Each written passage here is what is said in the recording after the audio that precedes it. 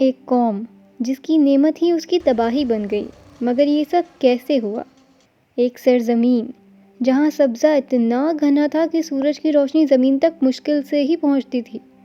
ایک بستی جس کے دونوں طرف دو دو باغ تھے، ایسے باغ جن کی خوشبو دور سے محسوس ہوتی تھی۔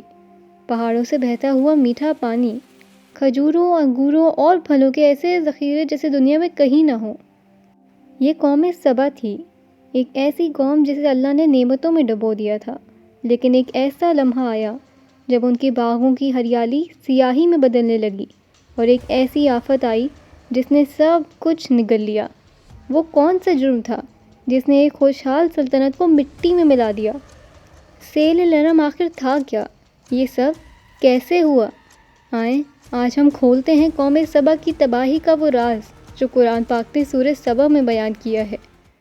یمن کی سرزمین میں ایک پرامن اور خوشحال قوم آباد تھی، قوم سبا۔ اللہ نے ان پر زندگی کی ہر آسائش برسائی ہوئی تھی۔ قرآن فرماتا ہے، سورہ سبا آیت نمبر 15، ان کے لیے ان کی بستی میں ایک نشانی تھی، دائیں اور بائیں دو باغ، یہ علاقے سرسبز، شاداب، پانی سے بھرپور اور پھلوں سے لدے رہتے۔ قوم سبا نے پہاڑوں کے درمیان ایک زبردست بند یعنی ڈیم بنایا تھا، ماریب ڈیم۔ یہ ڈیم پانی کو محفوظ رکھتا اور پورے علاقے کو سیراب کرتا۔ صرف ایک ہی اشارے پر نہریں کھلتی اور زمینیں سرسبز ہو جاتی۔ قرآن فرماتا ہے، سورہ سبا آیت نمبر 15، اللہ نے انہیں فرمایا، میرے رزق میں سے کھاؤ اور شکر کرو۔ وقت گزرا، خوشحالی بڑھی، لیکن دل سخت ہونے لگے۔ قوم نے اللہ کی نعمتوں کے بجائے تکبر کو اختیار کیا۔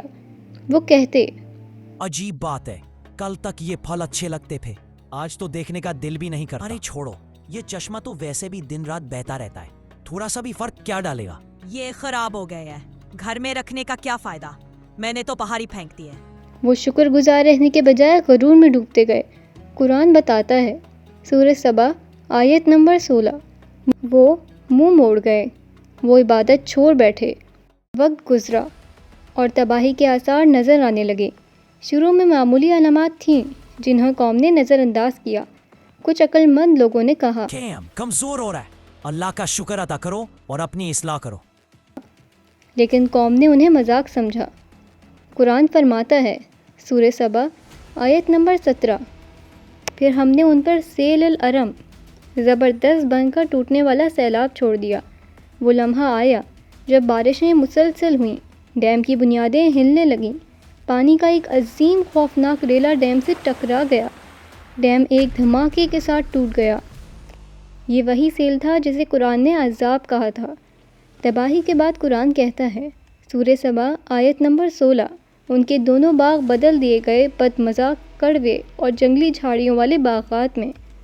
قرآن کہتا ہے، سورہ سبا آیت نمبر 19، یعنی ہم نے انہیں کہانی بنا دیا۔ جو لوگ کبھی متحد تھے، عظیم سلطنت رکھتے تھے، وہ ٹکڑوں میں بٹ گئے، دنیا کے مختلف علاقوں میں بکھر گئے۔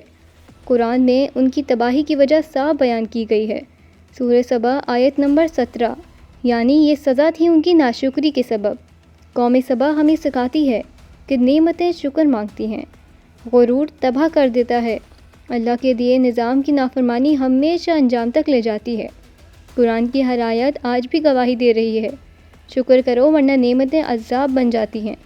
اگر آپ کو یہ ویڈیو اچھی لگی ہو تو لائک ضرور کریے گا، چینل کو سبسکرائب کر کے کامنٹ بھی ضرور کریے گا۔